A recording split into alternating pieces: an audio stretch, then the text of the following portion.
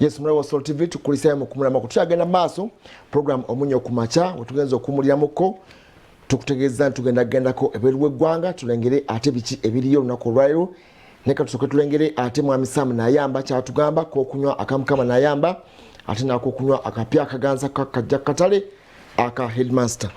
Mwami Sam nayamba agamba nti ebyokunywa ebyo ebibiri byakakasibwa ekitongole ekivunanyizibwa ku mutindo mu ggwanga ki UNBS kiba kitegeeza nti kiyonjo ebirungo byebyo ebipimo biwera ate nga kikolera ddala ekyo kyennyini nnyini kye kiteekwa okubanga kikola nga we kiwandiikiddwa ku bucupa. So n'olwekyo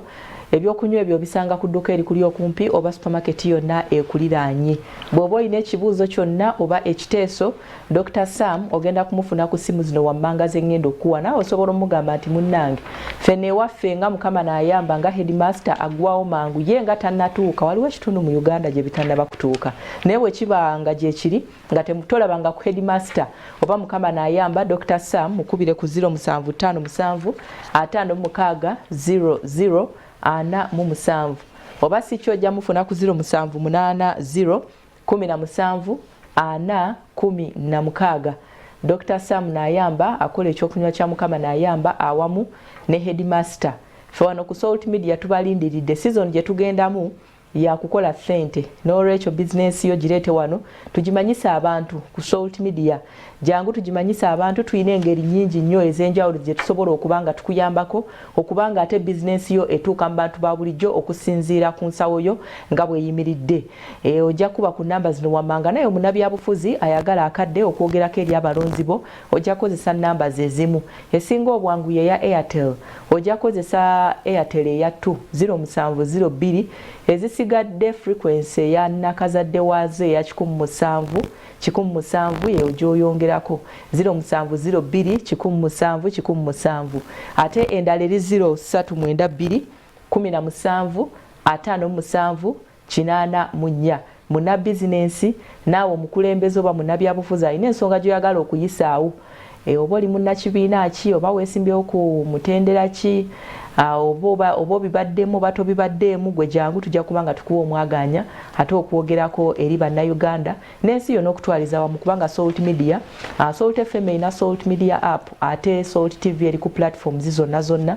Salt TV eri ku mikutu gimugatta abantu kwonna otusangako kitegeeza nti tubutikidde ensi yonna okutwaliza wamu. Ne Salt Media app naye era ekola ku TV bagambe nti muba oli tosobola kubanga ogenda ku mikutu yonna gyonna osobola okubeera muno era nga okozesa simu yo okulaba TV Salt Media app bwate olibweru w'amawanga ate kiba kikwanguyira nnyo okubeera ku media app eyo kubanga osobola okulaba radio okuliza radio ate n'okulaba TV.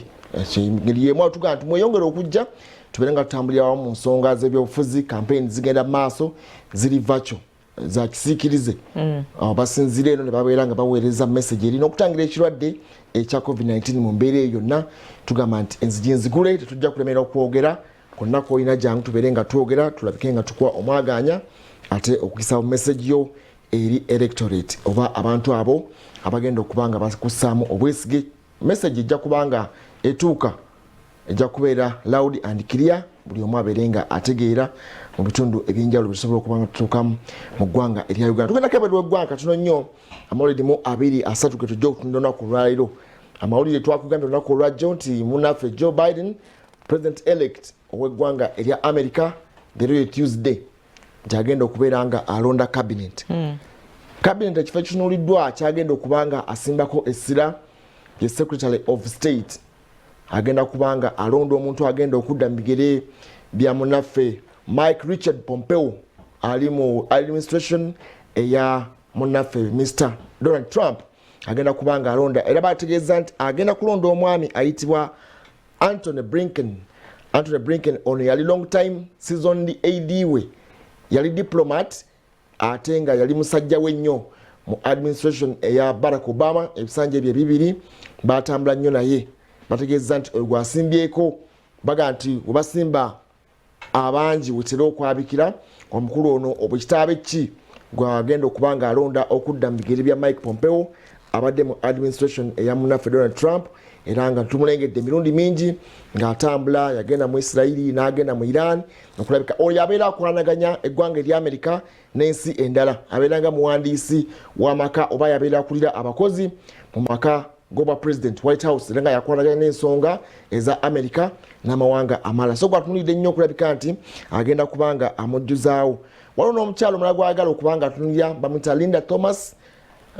bamwita Greenfield yagenda okubeera yali assistant we era mu biseera biri yali akwanaganya ensonga assistant secretary of state mu nsonga za Africa naye yamutunulira nnyo okulabika nti agenda kubaako ekifeera kyagenda okubanga mukwasaganya ddala mu nsonga za domestic and foreign issues ez'eggwanga erya America so abo okusookera ddala tebatunulidde nnyo okuba nti munaffe president elect ono bagenda okubanga atunulidde nnyo olunaku olwaleero agenda kubanga atandika okujuza ebifo naye ekizibu ekiriwo nti ate federal system oba bureaucracy eriwo mu federal gundi ya America baganye okumuwa obuyambi n'ensimbi ezeetaagisa naye nga buli byonna bina oba biganye oba bitya ennaku z'omwezi 2 omwezi ogwa January gavumenti eteekwa okukyuka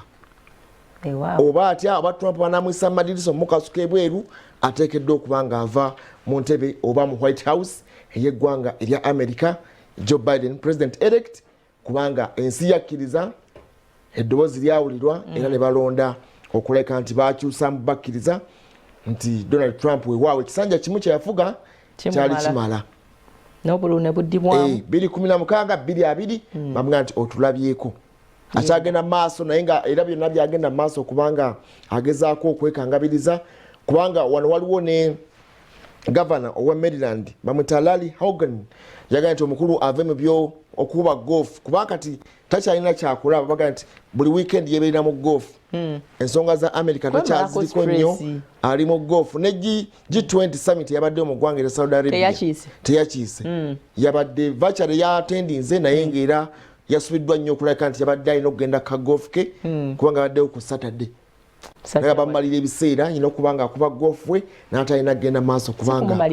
ali kwatendinga G20 summit kubanga kati bw'olaba nti buli omu atandise okuba nga amwefuulira gundi musajja mukulu wandibanga olaluka wandibanga kyebigambo ebiva mu nsonda ez'enjawulo tebiri polite at all so bw'aba anoonyezaayo kyasobola okukola ekimubeezabezaawo ng'omuntu ate bamuleke yeekuŋŋaanye anti akkiriza eki bamugamba kukkiriza bukkiriza ajja kukkiriza akonsidinga edifeat musajja mukulu wa mukongratulating ebbanga si ddene okuva nga 3 November leero tuli mu 24 pulaani mpanvu nnyo gye yali yakuba oba oliawo ey'okwewozaako ey'okwerwanako okulaga nti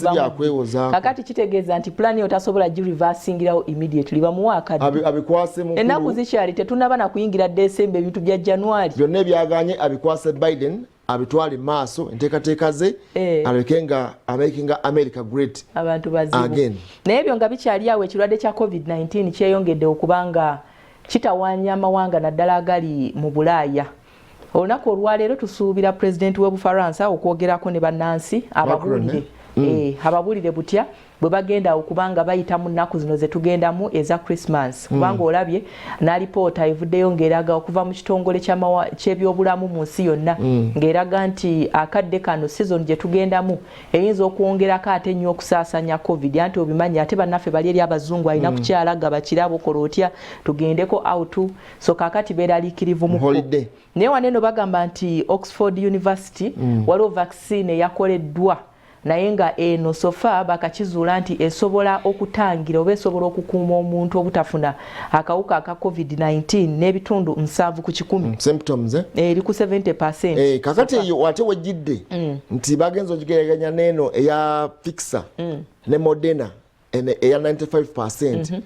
baga nti okuzuula vaccine kitwala decades byeya n'ebyeya by'emyaka okuzuula naye bano bagamba nti basobodde okuba bagizuula mu myezi 10 kubanga bazuudde mu akiri 70% era Boris Johnson yavuddeyo n'agamba nti weewaawo kino kyenkoze nange kirisigala mu byafaayo nti mu bukulembeze bwange nga Ssaabaminisita wa Bungereza nina kye nakolera eggwanga erya Bungereza mu kulwanyisa ekirwadde ekya COVID-19 neebuuza bwebuuza ng'omuntu kirwadde kya COVID-19 kyasibuka China baali bakozeyo vaccine bagezaako bagasa obwongo kubanga zino zonna sofa zino kakati bannaffe bano mukuru wa maama kakati bwe mubanga muli munju nga mulina kye munoonya nga siggo wakiterese otegeera otya ati kambuka eddiro ngende mu kisenge kiri nekiri gyenje kakati munnange bino byatabuka buli omu ng'alina bya bwongo nomwalina kakati bo abakitinkuula bakirekera ensi ne beerwanako bwerwanya ewaabwe bannasayansi abalala abakugu betusaamu ekitiibwa wawulira ebigambo bya Fauci ebyasembayo juzi yagamba nti Amerika bannange Amerika yo yeetaaga ssaala ne bineno bye tulimu simanyi yambala masiki kola otya tebikyakola okusinziira ku ye kakensa mukugu nnyo yagamba tebikyakola nti bikola lwakuba nti baali babityobodde ng'ate pulezidenti yennyini ena okuba nga abissaamu ekitiibwa abeere nga role model abantu balabireko yasooka okubizaalawa abamu ne bagamba nti ekirwadde kinene ekya covid katukizudde mu bunnyogovu mwe kikwate ennyo ate mu bbugumu kibeera dormant n'olaba amawanga agali mu bbugumu nga nago gakoze eki kakati ekintu kiba tekinnategeerekeka bwe yagenda mu winter covid-19 yali kirwadde nga kipya kugamba baali modification yakyo n'enkyukakyuka ekyakyukanga nga bonna basitadinga busitadinzi kaga tukole tutya wano tulaba bakazuula nti n'emirambo gyennyini tegisiiga covid-19 naye olwejjukira nti embeera eyo obunkenke n'okutya okwabeerengawo mu kuziika covid kubanga bazude nti tali contagious nnyo nga ebola bwali oba nti omuntu waba mudressinze asigala ng'agenda mu maaso kubanga asiiga naye nga wali ku ntandikwa bali batugamba nti omuntu asiiga nti ne bwaziikibwa asiiga kakati njagala kusaba bannaffe abo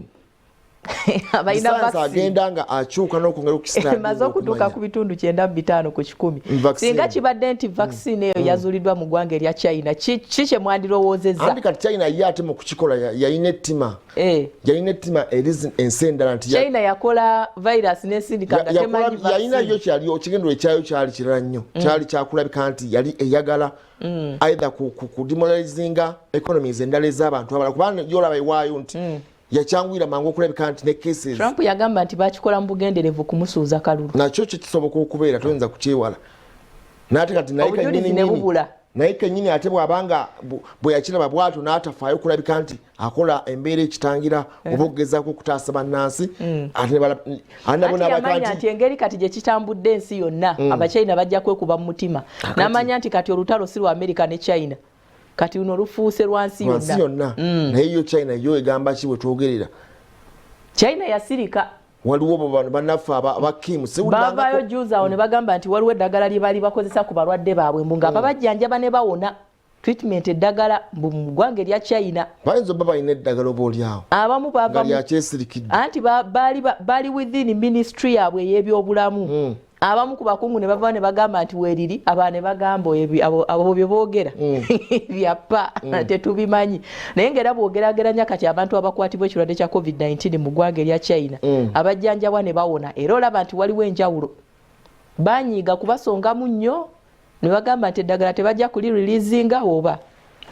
oli abo babiina naye kati waliwo ensi enzibu ennyo kati bw'ogendanga mu ggwanga erya North Korea North Korea waliwo girabika ku lukangaga lw'abalina covid-19 naye kati eyinza etya okuba nga terina covid-19 ng'erinaanye China Kim Jong-un toluyako nti yabulamu kaawe ebbanga lyeyabulamuko naye wadde omuntu omu kyasobose dda tebamuripootinga nga Tanzania bweriranye Uganda nerina Kenya naye nga tekyalina era South Korea toluyanga wadde nti uba bano bazudde baziise kirindi nga bwe kyali mu ntandikwa wali nti bannaffe aba Iran bwogenda mu ggwanga erya Spain Italy baali bazika abantu nga bangi nnyo naye abo toluyangako nti baabano kati bogo osamwasamwa nabyo mpozi ng'omaze kuvaayo bw'oba ogenze mu nsi endala naye ate ne bw'oba ogenzeeyo bajja kukunoonyezaayo ojja obitebye olunyumizaako ne bajja jjaabo nti kuba kulya mu nsi lukwe obusajja bukuba naye kaakati abantu abenyigidde mu kukola vaccine eno batuyambe batubulire ku origin y'ekintu kino kuba eyo yo naye ekyabo by'omutwe covid yavaawa yajja atya kati bo bakugamba covid nti kyali bali mu lab kino kibatolokako obutolosi ate abamu ne bagamba byava simanyi mugundi mu seafood baga gestation yakyo kitambula kitya kigira kitya mu kituuka mubiri gw'omuntu kitambula kitya kubanga okukola vaccine etuse ku bitundu 95 ku 10 oteeka okubanga omanye neeyisa y'ekintu kino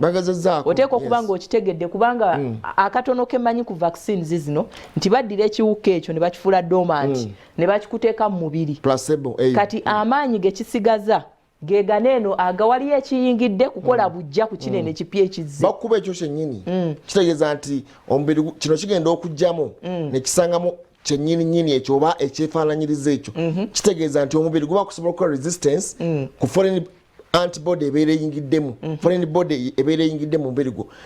nti obwo bu antigens obeera busobola okuba nga omubiri gwerwanako kuba kusobola okuba nga gutangira bino byonna pathogen eyo ebeera eyingidde mu mubiri gwo ebeera eri foreign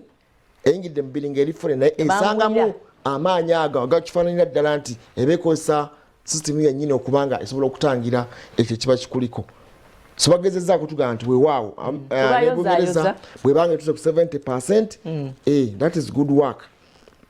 vaccine ejulibwa mu decades byana bya myaka ne babanga bannasayansi bagezezzaako neweebuze nti Uganda kituuka ddi bajja tuwa liyinza kutuuka ddi bajja tuwa kubanga era Uganda ne bwe tukola wano waliwo eddagala lye tukola by the way kyendowooza wano mu Uganda twandibanga tetulina ssente nnyingi zigula vaccine naye ate tulina abaana betuwuliddeko wano eno abalina eddagala eriwonya ebirwadde ebingi ate ebitawaanya bali alipoota zaabwe zibadde zivaayo nga ziraga nti COVID-19 atambula naye abantu bangi nnyo abafa kansa abantu bangi nnyo pressure zibatawaanya ulcers mukulu wa mala wano mu Uganda waliwo abantu nga balina eddagala eriwonya ebirwadde ebyo nebatayambibwa buyambi tusobola okuwanyisiganya yes lero okuba nti abaana baneeno bagayalirirwa ne basigala nga bakolera ku biri eri ebyambu ne bisigala nga bya Luganda bagala kutuza kuona omukyala wa speaker Kadaga yalina sanitizer nga agamba nti nedda juzi omwana ono omwami ono yakola eddagala lya gundi erya kansa yali everywhere yali Magola mpozi yali everywhere speaker gwe yali atwale wa president nti ayine eddagala yali lya gundi lya covid yalina sanitizer nti yali lya covid njogera ku gundi ku kansa nga waliwo n'abantu abavayo ne bajulira abamu ku ba retired balamuzi ne bagamba nti na kidina oba buli omwaja kajajja tali ayina agambe nti no likola sebo mukulu wa mala omwami ono gwenjogerako approval ni yagikola ne kakasa nti byakoze bye byali awe wali obuzibu buli mukungu go bali babuzaako nga yenga yebulankanya mpozi boboga nti ngabine ebyali ku Maliyandi n'abaani abo nti basobola okukola ebintu byabwe ne batayambibwa buyambi okukola nti bituuka ku mutendera gw'ensi yonna kwe okulaga jalira abaana bano kyenjogerako byonna nti biyinza kubanga bitambula biti tulina abantu wano mu Uganda abajjajja abajja okuliisa abantu ettaka kubaliisa biti ebyananyongeebyo kakati twogera ku baana nga basoma n'okusoma ne bongeramu galeri amagezi ag'ebitabo n'agattako ne gane n'ag'obutonde ng'asobola okugatta omuti guno na guno nga bayina ne laboratories ennungi naye ne baba nga tebakoze eki nga tebakwatiddwa ku mikono okuweebwa license bala batali ba mulondo mpozi mulondo anyhow tugenda vaayo katugende ati katugeeyo mu ebweru w'eggwanga tukome mu ggwanga erya Uganda tugenda tutunulira ensonga katugende mulama gwaffe nga ate bwe tutunda bannaffe oba gye bali ku luguudo babere bajja baba batwegattako gye bujjakaawo tugenda genda mulama gwaffe olwaliro tugenda tutunulira ensonga ez'obulyake mu bitongole bya gavumenti ebyenjawulo lunaku olwajjo alipoota ey'omukyala Lieutenant Colonel Edith Nakalema yawadde alipoota myaka 2 gyasobodde okuba nga akulembera ekitongole ekyo ekya State House Anti-Corruption Unit eyo oba ekitongole ekirwanyisa obulyake mu maka g'obwa president kyalaze nti yasobodde okutaasa ensimbi ya gavumenti yakoze operations ziri 36 mu myaka 2 zasobodde okuba nti yasobodde okwatayo abantu public servants oba abakozi ba gavumenti bali 185 abo yabakutte ne babawo ne interdiction nti babajja ne mu gavumenti tebakyasobola kubeera mu office ya gavumenti yonna okumala emyaka 10 naye nga kizze mu mbeera nti waliwo era okusika omuguwa akyalina bakyanoonyerezaako abeerembeka mu linnya lya president ne bagenda ne bafeera gye baferera eyo kigambibwa era kiteeberezebwa nti baliko abantu bebaflaudinga defrauding sente nnyingiko nga beerimbise mu linnya lya president babasuubiza tubatwala bweru tubatwala Israeli mugenda South Africa basadies ez'enjawulo naye tugenda kwogera ku nsonga it's a general thing tulabe embeera ey'ebikolwa eby'obulyake mu bitongole bya gavumenti biyinza kulwanyisibwa bitya kubanga kino kitongole kimu kyasobodde okutaasa ensimbi y'omusolo obuwumbi 22.33 billion n'obukadde 330 so obuwumbi obwo bwasobodde okubanga butaasibwa yasobodde okuyambako abaana abaali stranded mu mawanga ag'ebulaayi eyo abaali batwaliddwa okukuba ekyeyo naddala mu mawanga ga Buwarabu abaana 5 basobola okubanga bakomezebwawo kuno naye byembi ate abawala oba abantu 6 bafa mu mbeera bakomyawo mirambo egyali giri stranded eyo mu mawanga agabuwalabu agali gasindikiddwayo. Tumujjukira nnyo mu kunoonyereza ku miwendo egyali gipaaluusiddwa mu ofiisi ya Ssaabaminisita mu nteekateeka y'okugulira bannayuganda emmere. Ojjukira nti waliwo n'okukwata accounting officers ab'enjawulo, omwali ne permanent secretary accounting officer PS omukyala guwatudde yakwatibwa n'abeera nga aggulwako emisango egy'enjawulo ku bigambibwa nti baali bapaaluusiza emiwendo egyo, era mu nteekateeka eyo yasobola okusevinga obuwumbi 8.65 obw'ensimbi ezo zaali emiwendo egyali giduumuusiddwa n'abeera nga yasobola okugitaasa. Naye kizeewo ng'ate waliwo enteekateeka ya rediyo. Amos Lugolobi yakulembera akakiiko akembalira mu palamenti y'eggwanga olunaku olwajjo yategeeza nti bo baakola okunoonyereza okwabwe ne bazuula nti rediyo tezijja kugulibwa, tezeetaagisa mukadde kano, ne bawabula gavumenti nti okusinziira kunoonyereza ku baagenda ne bagenda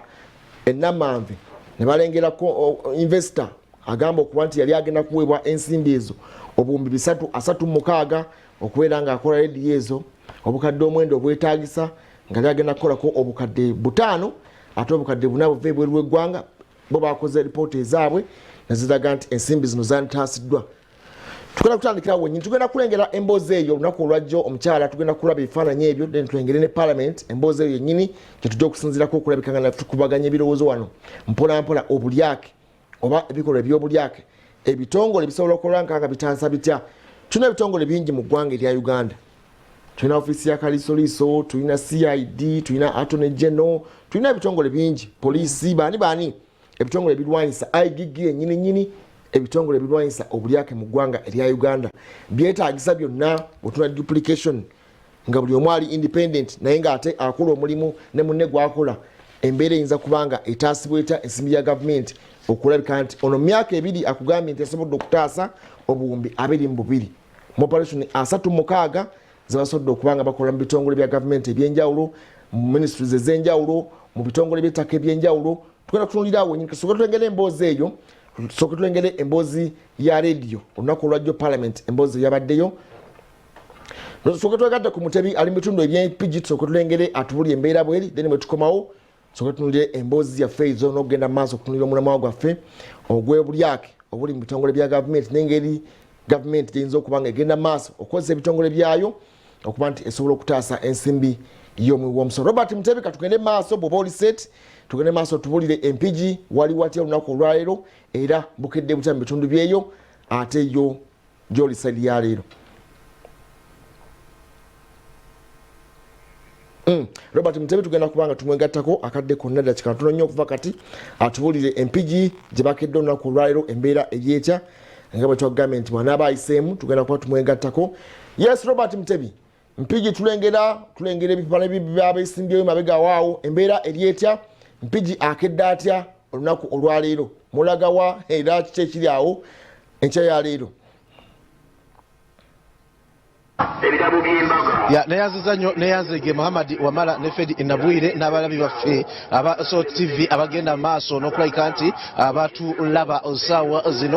sawa zino wano we tuli mu district eyampigi, tuli ddala mu kibuga ekyampigi we tuzze okubalaga ate yo embeera eyimiridde etya naddala ku ludda olw'ebyobufuzi oba oliawo n'enkulaakulana nga district eno gye tulimu oba ekibuga kino gye tulimu biseera byo byakwatira Robert Kyagulanyi amuyite Bobby Wine omu ku beesimbyewo ku bwa pulezidenti yali ayolekera bitundu bino ebyampigi ng'avudde mu Busoga yali azzaako bitundu bino. Jjukira nti yali agenda mu bitundu ebyeruuka eyo ng'agenda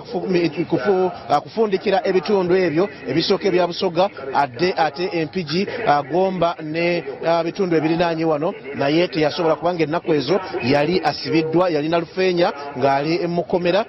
Twali tulowooza nti ku lunaku olwokuna n'olwokutaano bino bye bitundu bye yalina okubeeramu ate oluvannyuma ayolekere Masaka era nga tetunatuuka mu weekend naye tekyasoboka. Naye ekiri empigi olunaku olwaleero,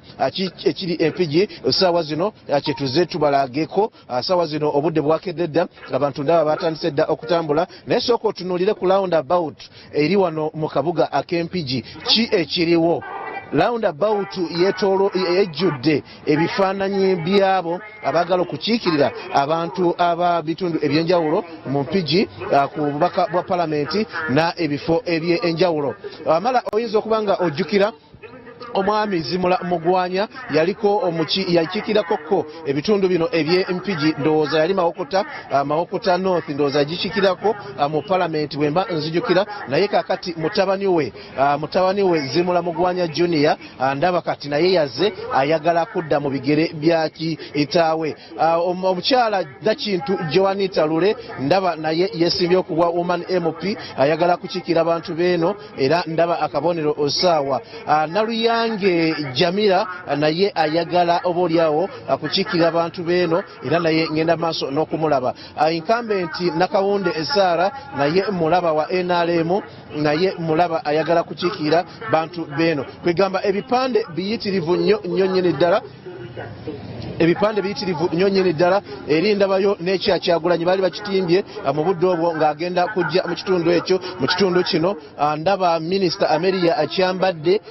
Amelia Akyambadde ayagala Mawokota North so oyo agenda kutunkana bano Bazimula Mugwanya n'abalala abagala ekifo kino ekya wano wetuli mu kibuga eky'Empigi mu district ey'Empigi. Bo bangi ndaba omukyala Nayiga Saiti naye ndaba nti ayagala MP Woman MP Mpigi. Kwegamba wano wajjudde ebipande ebyobufuzi naye nga okusingira ddala NRM ne bannaffe aba NUP be basingawo kubanga bw'ogenda maaso n'okutunula olaba akakofiira akamyufu ate ne baasi bye bisingawo. Kiyaga Hilary Innocent Dr. Hildamani yoyo gwolaba essaawa zino ayagala MP bwa Mawokota North byakuta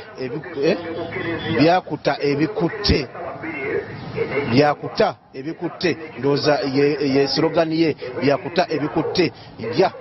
kwegamba yo mpigi bagitimba buli kipande kye wali owuliddeko naye nga okusingira ddala anuupu ne bannaffe aba people power be basingamu. Tetulabamu nnyo ba bibiina birala DPT erimu nnyo tetugirabamu nnyo tetumanyi owa gye yafiira. FDC nayo tetugirabamu nnyo wano ku bipande byonna byolaba brutalimu tetulabamu Green kusinga Independence na NRM na ekibiina kino ekya NUP be basinga wano ku bipande ebikwaniriza ku nkulungo egatta enguudo ez'enjawulo olugenda eGomba Butambala n'olugatta wali ekalagala ne lugatta ku Masaka Road kyekiri wano. Kakati wano Kinyana Mpindi waliwo akatale abasuubuzi bagenda maaso n'okulabika nti baddukanya business ez'enjawulo era nga olunaku olwaleero enseenene okuva mu bitundu by'eggwanga eby'enjawulo ziyiise nga mugano kumpi buli we tuyita olaba enseenene zokka ze ziriwo na wano we tuli olaba nga ate abantu bakedde kuzeegulirako nga bwe tugenda mu maaso n'okukulaga. Mpigi bwati bwakedde okwawukanako nga bwe gubadde gye buvuddeko nga bw'otuuka muno ku ssaawa emu baba bakyebase naye bwe tutuukidde olwaleero ate nga bazuukuse. Oli kiriya? Ndi kiriya. Yeebale. Bitambula biti? Bwe bityo. Mpigi mutandise okuzuukuka? Tuzuukukidde ddala kati. Mwali mwebaka emyaka nga 3 emabega? Emyaka 3 Saawa emu nga mwebase? Twali tetunnabeera ku nsi twazuukuse dda kati. Oba nseenene ze zibaleese? Era munedda ssebo si nseenene. Nnaku lwakubiri lwa balimi bayina okkeera abamu basuubula bavaako mu bitundu ebituliraanye bakeera basuubula ebintu ng'obudde buti. Akasawo k'enseenene kameka? Akasawo k'enseenene kale olwaleero zisseemu zibadde mu mitwalo 25 naye nga bulijjo kagula emitwalo 4, 38, 35. Akasawo tukagulidde ku 25, 27 kati yange njiguza 27 ate nga bazikutte wano waffe wennyini mu Mpigi. Zino za Mpigi n'Empigi bakwata ssebo Mpigi kati tuvuddeyo. Enseenene zanobye Masaka kati zizzeeno? Tuddeyo ddala era Masaka tebaddeyo yadde akaseenene n'akamu bwe kati. Kubanga mbadde nzija nga ndaba ate eziva ku luguudo lwa Hoima nazo nnyingi. Eyo naye zo zivaayo nnyo. Enseenene ezibadde mu nnyendo kati muzikwata wano Mpigi temugaggawale nnyo? Waliwo n'emmotoka evudde n'ate n'ab'ennyendo ne bakuba nti mutuleetere Masaka tewali n'emu era teri mmotoka n'emu Masaka evuddeyo. Kati ate bazijje wano ate ne zidda mu nnyendo. Emmotoka ziva eno ne zigenda mu Nyendo. Waliwo evuddeyo olwaleero n'egenda mu Nyendo ekiraga nti olwaleero Masaka tebasse. Tweyanziza nnyo tweyanzeege ab'e Masaka tulina okwetunulamu naye nga bizinesi wano nkugamba nti zigenda bukwakku kakati wano gyendaba yakulwanira ndowooza butunda abakyalo balaba balwanira butunda wano tukugambye nti tuli mu kabuga ak'Empigi Empigi yazuukuse Mpigi bakeeranga kwebaka naye kati olaba waliwo ekigenda mu maaso.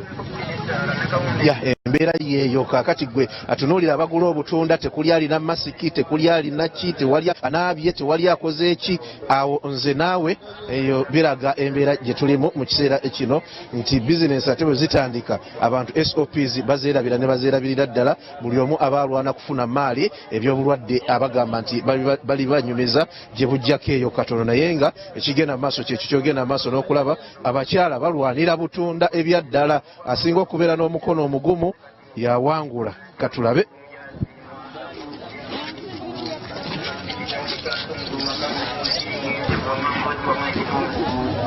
Mama obutunda nga mbulwanira nnyo kiki? Buli katale. Buli katale? Kakati awo nannyini afunirawa? Agabuuza bw'omala okulonda ng'abubala bw'omala okulonda ng'akubalira wali naye kati osobola bugabana nga buli wano wamu. Osooka kulwana n'ofuna? Osooka kubulonda n'omala obulonda n'akubalira n'akugamba oba 3,100 oba 4,100. Fedi bizinesi zeno tosobola zisobola kubanga za mifumbi naye awaye banabwire babeera bazira. Anyway ebintu bwe biti bwe biyimiridde Mpigi bwati bwafaanana Mpigi bwati bwalabika nze kineewunyisiza nnyo nti kale ezatimbiddwa wano zo olabira ddala ng'ebyobufuzi abantu kakati bo bye balimu ddala ndaba n'ebipiira byayokebwako wano ndaba oluguudo olujjudde bbulaaka naye nga ate Mpigi bwati bwafaanana kakino kizzaamu essuubi kuba naffe abasibuka sayidi eno nti ekibuga kino ekibadde oba oliawo nga kiziimedde bwe baba nga ssaawa zino amaduuka go gakyali magali naye nga akatale kakola olaba nti waliwo enjawulo ey'amaanyi g'amaduuka gonna mu Mpigi gakyali magali naye at least ab'akatale olaba nti abatandise okulayika nti abagenda maaso n'okulayika nti bakakkalabya emirimu gyabwe mpola wano mu kabuga ak'Empigi nga abagula ebintu kubanga olunaku lwokubiri batugambye nti oba oliawo babeera abagula bintu ebyenjawulo. Akalulu k'abakyala mu disitulikiti ey'Empigi kokandabikidde nti kajja kubeera ate kazibu nnyo kubanga ndaba n'owanuupu awo mbadde sinnamulaba Namboozo Teddy Kalinyamaggwa naye ayagala ky'abakyala Empigi ese omukyala Nakawunde agenda kulabika nti oba oliawo asisinkana akaseera katali kangu naye nga bwe biti bwe biyimiridde oluguudo olulaba lukyali lukalu olugenda e Kampala okuva wano mu Mpigi kitegeeza nti abatambuze bo batono mu Mpigi abagenda e Kampala n'abajja ate tulabako nnyo takisi ziri awo nawo ne wasimba takisi tezinnaba kutandika kukola ekitegeeza nti ng'oggyeko bino ate ebirala bikyali wansi nnyo ddala bw'ogerageranya n'ekiri mu bubuga obuli ku mutendera ate ekibuga ky'Empigi kwekiri. Muli balabi balungi nze abali mu studio kambaddiza omuzindaalo ate kaneeyongereyo atulabe embeera bwetambula. Mpigi ate balina matooke nago bagagula buguzi mu bitundu byawala eba kati enkota eri ku mmeka mu lockdown twagigulanga 5 7 naye kakati kambuuzeeko ko ate enkota wano egula sente mmeka atunda yaliwa muzee ettooke lya mmeka tukulamusiza tuli butereevu ku Salt TV. Ssebo nange mbalamusiza ndi bulungi ssebo. Ovaawo Empigi? Nze nva Gomba. Ova Gomba n'oguza abeene emmere? Ne mbaguza kitange. Enkota ya mmeka? Ntunda 2 ekitundu, emitwalo 2, gumu kitundu, mutwalo mwali, n'owakasanvu muwa. 2 kitundu lyeririwa? 2 kitundu yeryanku. 2 kitundu 2. Wamala asobola lya mutwalo lyeririwa? Wamala ery'omutwalo lyeryo. Muhammad Wamala lyosobola liryo.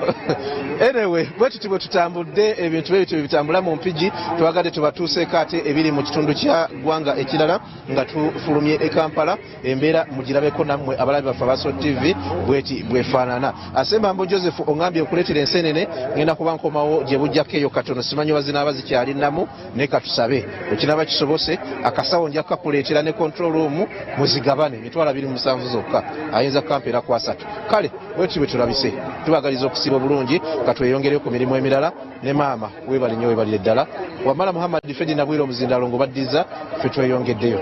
Tuwenza nnyo Robert Mutebi tulabire abantu b'empigi eyo olengedde akaguudo ako kalwawo nga kattaka ako bwe bayokedde ebipiira awo kubanga we wali junction egenda endala egenda Butambala endala ligenda Kabulasoke Gombe okweyongerayo kubanga badde bakakola oluguudo olwo ogendera ddala paka eri ku ddwaliro ly'Egombe n'okweyongerayo munda eyo Wamala Butambala eyo munda eyo so olengera nti ate abantu nabo beekalakasiza nabo oluguudo balukumyemu ebipiira naye ng'oluguudo lwalwawo nnyo lwabeeranga ku buli mbalira almost nga bagamba Butambala Gomba mpigi biki nga buli mwaka gw'ebyensimbi lubeera ku mbalira naye nga lwalwawo nnyo okubanga lukola lwadde wakolebwa ndowooza emyaka nga 5 oba 3 emabega naye ate bw'otuukayo era baalukola si bulungi lwatandika dde okubomoka bagezaako okutuusa eno okola kasitule kyako kamalayo paka eri munda naye te abatuuze nabo beekumyemu ogutaaka naye beekalakasiza naye kyakakolebwa kikyo bakikumyemu omuliro nga balaga obutali bumativu bwabwe olw'embeera naye ndowooza walungi kati bagezezzaako waali wabi nnyo emabegakaawo abantu nga tebakeera kukola naye ndowooza kati embeera kati abo abakola bwe bati bwebassamu ebyobufuzi ate ebibataataaganya mu mbeera ey'okunoonya akasente obeera ndowooza tebakoze bulungi ebyobufuzi bigende mu maaso naye ate n'abantu basigale nga bakola emirimu gyabwe mukeere mukole nga bwe bakedde okukola kati awo sawa nga mukaaga osobola okwegatta ku campaign yena gwowagira n'otandika okwetooloola ng'olina ky'oyingizzaako ebintu biringa bisatu okuva President Yoweri Kaguta Museveni bwe yalangirira omuggalo mu mwezi ogwokusatu ennaku z'omwezi alinga 18 awo mu kaweefube w'okutangira ekirwadde kya COVID-19 ebbanga lye twayitamu eryo okulafuuba n'okunoonya ekyokulya okunoonya renti okwebeezaawo okweyimirizaawo mu bulamu bwa bulijjo omuntu ataayiga taliyiga omuntu eyayiga yayigira ddala era akola ssente yeenoonyeza kwebeezaawo mu ngeri yonna then ne tubeera n'abantu abakyasinze okututawaanya kati beebo teyayiga teyeerabira kwegamba ye situation ali awo abantu b'ekikulu ekyo Katonda yali yabakwatirako ng'asobola okukubira gundi n'amuwaayo 15,000 n'agenda n'afunayo ko yafuna opportunity efuna akawunga ka gavumenti kwegamba yo obulamu bwalinga awo Landlord n'amusonyiwa renti n'akola atya ye alaba nti yafunawo akalembereza during what lockdown kati ebintu alabanga ebya bulijjo bisobola okukola ki okutambula kati abagwa mu kikulu ekyo be bakyatutawaanya paka kati obulamu tebwabakaluubirira yalinga nga alina basobola okukubayoko n'afuna ku ttooke ne yeebeezaawo nga bonna bakaaba bawa n'obujulizi tiisha nze nalingawo nga Katonda agabirira naye nga bukya ku makya tulina abantu nga bukya ku makya n'akola timetable ye n'alisiti nga wegendereza abantu abakubira nti mpaayo 10 mpaayo 5 mpaayo ki abantu abamu bwe obulamu bwawangaaliramu naye tekyandibadde kibi ekisinga okukwasa ennaku nti akuba okuva ku Mande paka ku Mande Katonda n'amubeera n'afuna abamuwa naye ate n'atabako na kintu kyakola ye kennyini nyini okweyimirizaawo katezo ngazikola kize eziriwa ezo 15 emikazi bamuwa yoyo gwosanga ng'agenda mu katale ng'abadde agenda kugula mmere n'asanga akagoye n'akyama n'asanga obusenene n'akyama n'asanga kitalina pulaani tezimuluma talina kintu kyasobola gamba nti kankole kino oba nkole ki ndabireko ezize zibeera za kusaasanya kubanga manyi nti n'ekyo ajja kukola ki ajja kuba naye mukwano nkulabula akadde kagenda kutuuka nga buli alaba essimu yo taagala kugikwata kati mukama wabanga akyakukwasirizzaako ng'akwasirizzaako ng'okyalina opportunity ng'owa n'obujulizi nti nze sisaba ne bannyima ezo z'osabye ne batakumma zikolemu ekintu lekeraawo okuzidiibuuda kubanga buli kintu kirina ebiseera n'ebiro. Anyhow akadde katambule tugenda kuddayo ku mulamwa gwaffe katono nnyo nadde nkugamba nti ensonga ya radio yakomyewo olunaku lwajjo twasinkanye omubaka Amos Rugolobi ssentebe w'akakiiko akembalira mu paalamenti y'eggwanga n'atubulira nti bo bamaliza ekyabwe waleka nga waliwo obulyako obwakolebwawo ekitongole kivunaanyizibwa ku kugula n'okutunda ebintu bya gavumenti ebintu bye kati byatambula bulungi radio contractor gwe baawa okugula radio ezo okuzaasembulinga yakakasizza nti talina busobozi bwa asembulinga radio mu ggwanga erya Uganda ye nga agamba nti ensimbi ezo waakirizibwebwe amasomero. Twengere emboozi eyo katono nnyo nga twengere ebifaananyi by'omukulu oyo bwe tujja okugattako n'ebifaananyi ebirala ebya mukyala Lieutenant Colonel Edith Nakalema Ojjo ng'akola alipoota kubanga alina kunoonyeza ku bitongole bino byennyini ebya gavumenti n'abantu aba bulijjo abavayo ne bakuba essimu kubanga asobodde okubanga mu myaka ebiri yafunye cases 60,000 cases ye musajja oyo agattagatta obuntuntu obwo okulabika nti akola musigansimbi ssebo radio emu n'ekitundu ku radio obukadde obutaano anti musigansimbi yo gamba omusajja oyinza ogamba wa bulijjo investor musigansimbi omukuukutivu bano bategeezezza nti bo kye baazudde ne recommendation gye baakola ebintu byagaana ekintu kyayiika naye ng'ate ensimbi yakwewola bwewozi kyetaagisa mukadde kano okwewola kubanga long distance learning abaana okusoma nga bali waka tuli mu mwezi gwa November gugenda kuggwako abaana enteekateeka bwe naaba etambudde nga bw'esuubirwa okubanga etambula abaana balina okuddayo mu mwezi ogwa January abaana baasigala ewaka ng'akalulu tekannaggwa ate akalulu kati bano tebagenda mu maaso akalulu tekagenda mu maaso tebasoma abasoma kampeni tezigenda mu maaso olunaku lw'okulonda lubeera lumu ebeera public holiday lubeera lwakulonda abaana ne basigala nga basoma ekyo tekigaana abantu kusobola okuba akalulu tekannaggwa omusajja akola transformer gwe baawa omulimu ogw'okukola radio okwasembolinga radio naye yakugamba nti nsobola okwasembolinga radio emitwalo 10 oba emitwalo 20 buli lunaku naye tebasangayo wadde akapapajjo ka radio ke yali amaze okumaliriza okukola musigansimbi omulimu gwakola gwakwasembolinga ekitegeeza nti naye alina gy'agenda n'agula ebitundutundu n'adda n'agattiriza naye yalimu era okukakasa nti asambolinga n'okwasembolinga kubanga bamugamba nti zino z'oleese namugamba nti zino zajjidde mu DHL twalege nti tugenda kujja ne tuzijja okuva mu ggwanga erya China ne zijja muzisangewo naye kati embeera bwetyo kutunulira embeera ey'obulyake n'okulabika nti ensimbi y'omusolo edobonkanyizibwa n'ediibudibwa mu bintu ebiteetaagisa kati oyo olwedde ye yatwala ssente zaamuweebwa oba olwedde zaamuweebwa oba baalaga nti ateekeddwa okuba nga aziweebwa naye bano bakoze recommendation ne bagaa ssente tugenda kuzibawa kino kyasoboza okuba nga zino zaataasiddwa olw'okuba nga baatuuseeyo ne basobola okukola assessment ensimbi y'omusolo nesobola okuba nti bano baagaye tebagenda zibawa okusinziira ku nteekateeka nga bwe yatambula yenna erayita ddiiru yakola buli kimu erabika nga ddiiru yali so dubious nti awo kye baazudde ensimbi y'omusolo ku mulundi guno palamenti yasimbye Nakakongo naye nga yagenza osimba Nakakongo bagenze mu byakulonda bonna bakomiti baminisita baani bonna bagenze mu kulonda tulinayo omwezi gumu gokka abaana okuddamu okusoma palamenti okuddamu okukonvininga ogenda maaso okukola appropriation eyo okugaba ssente ndowooza ejja kubeera nga n'ebyokulonda biwedde kirungi nnyo okukwata task emu n'ogiwa abantu abawerako okugiddukanya kubanga ebiseera ebisinga oba oliawo oyinza okulowooza nti bano abaana bwe balemererwa wakiri ababiri basobola okukola ki okutuukiriza naye ate akatyabaga akakirimu nti gwe agabye assignment eno okutte omulimu gumu n'oguwa abantu abasukka mu omu ebiseera ebisinga abantu baneeno bw'oba teweegenderezza bayinza okukuba ekigwo bayinza okudisappointinga bayinza okuyiwayo nti batya abantu bano bayinza okutandika bokka na bokka okwekuba enkokola gundi alage nti gundi yakoze eki yakoze kakati ate mu process y'okwagala nze okubizira sijja bikola wamala ye kabikole kubanga oba ye mugole oba yani gwe baleese mu kukola entondo nze yandibadde akukwasizaako oba abandi badde ba comparinga bye tulina okuvayo n'ekyenkomeredde kigaana oba nyinza okuwa naawe n'ogaana naye nga byonna kulaga boss yatuwadde ekintu nti wamanze akola oli takola ki takola kakati njagala tutunulire ebitongole byonna ebiri mu ggwanga lyattu Uganda ebivunaanyizibwa ku kulwanyisa obulyake tulina ba CAOs district oba chief executive officers ne town clerks 14 bali mu court era tebali mu office tebyakavaayo actively ne report eraga nti munnange kino ne kino kyekibadde kigenda maaso kati gigabadde nga awa report halaga report bakoze omwaka batambudde batya bikoze bitya naga nti ate we are less funded kati kituleeta wano tetulina nsimbi zisobola kunoonyereza kubanga otekamu ssente ate okunoonyereza kati ekyo kituleeta wano bw'abanga abadde awaayo ripooti ewa mukama we ne wabaawo kyekikoleddwa anti akugamba nti mulimu ag'ennyanja aganene naye agamulemerera bwe tutunuulira ensonga y'obulyake n'enguzi mu ggwanga lyattu Uganda nsonga nkulu nnyo ne gye buvuddeko yatutambuza ntutambula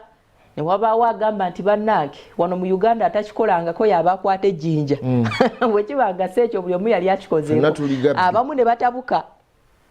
oli nabeera muvumu ekimala n'agamba muli babbi mwenna yagamba muli oba tuli babbi yagamba ffenna nga bwe tuli wano teri atabbangako ne tutabuka ne tugamba biki naye ng'awo kutwaliza awamu ebitongole bino gavumenti okusookera ddala kubanga bino ebitongole byonna nawe biri kutaasa nsimbi ya muyi wa musolo gye buvuddeko gavumenti yavaayo n'egamba nti waliwo institution zaayo zeegenda okumaajinga mukaweefube w'okukola ki okutaasa public spending naye ate kaakati bw'otunuulira ebitongole bino byonna ebirwanyisa obulyake abantu abalimu bafuna emisaala abantu abalimu bafuna allowance waliwo ne bills endala ezirina okusavisingibwa mu bitongole byazo ebyenjawulo tuwe tuba twogera ku kutaasa ensimbi y'omuyi w'omusolo alipoota yakoleddwa nnungi nnyo njagala kuyozayoza mukyala Nakalema okubanga yatuuse naye yasobodde okubanga atuukako myaka 2 waakiri mu myaka 2 n'okutaasa kyasobodde okutaasaayo nti kaakati ekintu kinene bwe kiba nga kigenda kuggwerawo ddala nga tunoonya kinogera ddagala wandibaddewo okukwatagana n'ebitongole ebirala kubanga tosobola kujja n'osanga tosobola kugula poloti nga mulimu omusingi n'ogamba nti omusingi ogwo nja gwetaaga naye ate gwe n'osalawo n'ogamba nze wentandikidde okuba buloko yange wengenda okukola ki wengenda okusiiga langi eno wansi we nasanga sigenda kukola ki sigenda kusiigayo ekizimbe kiba kifudde anti kaakati waliwo ebitasobola kwetengerera kati bw'otunulira ekitongole nga ekyamukyala Lieutenant Colonel Idris Nakalema nti ajja kunoonyereza si prosecutor nti atajja kunoonyereza tasobola kunoonyereza yekka yeetaaga CID ekya police CID bw'emala okukola fayiro zaayo erina okuweereza ewa DPP Ssaabawala gavumenti abawabule oba Attorney General kati abo bonna byonna bitongole bikola ku kintu kyekimu kunoonyereza bulyake biki kati bano bonna mulimu ebyetaaga okubanga ndowooza bisigalawo kati ate ne IGG ayinza okubanga anoonyereza ku musango gwe gumu ogwono gwanoonyereza partially anoonyereza abeeko waatuuse ate bano bonna basindikira ebitongole bino ebirala paka prosecution neggwayo omuntu bamutwali mu kooti either bamusalire omusango oba bamugamba aliwe kati olaba nti process yonna eba yeetaagamu ensimbi ate endala nti wabawo duplication almost nga bakola ku kintu kyekimu kubanga bw'otunulira kati omuntu nga eyakola bidding process eya radio yatambula etya bidding process tegeeza nti omuntu alina ebisanyirizo ebirina okubanga bikola radio eyo ajja kuleeta ssente aziweeyo ezitamuddizibwa baga nti highest bidder nga bamaze okukola assessment batuuse ne ku kifo wagenda okubanga akolera ebintu ebyo yaweebwa contract oba tenda ey'okugaba radio ezo naye kati mu kino bwebanga ddala waaka yakolebwa bw'atyo kikuza ne kiga nti oba oli awo ne process eya bidding teyaliiwo bw'abanga batuukayo ne baga nti ono gwe bakkaanyaako obanga baaliwo bankitegeeza nti kati ate abaavuganya okubanga beba contract kati kyeza omu yalina ndowooza kawaya kokka mu kukola radio bw'abanga no ye yasinga mu bidding process nga yewa contract nga bye byakola bwe bityo then kati bya competinga nabo bo baali balina ki ndabanga ekyejo obwejo ebibonerezo ebiweebwa abantu ababeera benyigidde mu kulya oba mu kuwuutanya ensimbi y'omuyi w'omusolo okimanyi nti abasinga obungi bwe kuba kwebaka mabega wa mitayimbwa kiyinza obutamuluma nnyo omulala aguma n'amalayo emyaka n'agenda naye ng'akimanyi nti akasente ke kaliwa gyekali kakati ate ekisinga okukwasa ennaku nti abantu abamu abenyigira mu kukozesa obubi ensimbi y'omuyi w'omusolo abasinga obungi onoonyereza investment ki gy'akoze mu ggwanga nga togiraba nti kale yandibadde ensimbi zineeno azezizza naye ataddewo wali eri ekkolero waliwo abantu abakola bafuna akasente ka bulijjo okuzza mu ggwanika lyaki lya gavumenti naye nabo tebaba na investments zino ogenda okulaba babeera banoonyereza ku misango tunoonyereza ku byobugagga bye tukoze eki kwegamba process eno ey'okusibwa kirabikanga kyejo kangende nebakeyo naye nveeyo nga ndi mugagga olina okuba nga likolera nti omuntu ono abeera tutya ebintu bya gavumenti bamuggyeko byonna byayina musibe ndowooza afune ebibonezo bibiri asibwe nga oba asaabinge byombi mumusibe aliwe n'abasinga ga nti kale nja kugenda nsaavinga sentence myaka emeka nti myaka 5 myaka 7 bwegigwako nakomawo n'abasinga bwe bakuwa ebibiri bakusiba ate oliwe awo ndowooza ate kyekyandibaliwaira kati ate era ekyo kiddayo eri kooti n'omulamuzi gw'onooba osanzeewo n'embeera okunoonyereza kuno bwe kubeera kutambudde kubanga kiddayo eri CID nti bwe buli obujulizi obuluma omuntu ono then etteeka lijja balimuga nti mumute mwejjereze agenda alye butaala wano bulijjo tulina ennongoosereza ezikolebwa ku ssemateeka naye nga mu nnongoosereza ezikolebwa waliwo ebintu ebimu ebitakwatwako mukulu wamala ng'ate bifuuse envunza kati almost everywhere ensonga y'okukabasanya abaana ekute wansi ne waggulu ensonga ey'okubba ensimbi ekute wansi ne waggulu lwaki ebibonereza ebiweebwa abantu ababeera bazizza emisango gino tebirivaizingibwamuko oba oliawo abantu ne bava mu ngeri y'okumanyiira mulina kuddayo mu palamenti kyekyo kyennyini kyengamba nti bulijjo ennongoosereza waneno ze tukola lwaki tetukola nnongoosereza okusinziira ku kiki ekituluma ekiriwo ekigenda mu maaso mu ggwanga katante ebiro byabufuzi si byanvunza nnyo wetwogera ku byobufuzi mu ggwanga akadde kaweddeyo siibula wetwogera ku byobufuzi mu ggwanga ebyobufuzi buba bukulembeze nabuweereza so kaakati bannaffe abatukulembera bannaffe abatuweereza mumanye nti yafiise ezo ezaabakwasibwa bugenda ku kyolunaku lumu ng'olina omuntu gw'olina okuba nga oyanukula ku kibuuzo kyakubuuza so n'olwekyo byonna tubikole naye tujjukire nti obwenkanya bw'otabufuna wano ng'oli mu nsi ey'abalamu era bulituuka ekiseera n'obuuzibwa mu kooti ey'ensukkulumu. Mukama Katonda abanjagalire. Tetuyinza kusukkaawo olunaku olwaleero tubaagaliza akaseera akalungi tujja kuddingana olunaku olw'enkya ate Apollo tusiime kajje agende maaso n'ebyobufuzi ffe tubaagaliza akaseera akalungi mbeere bulungi mweraba.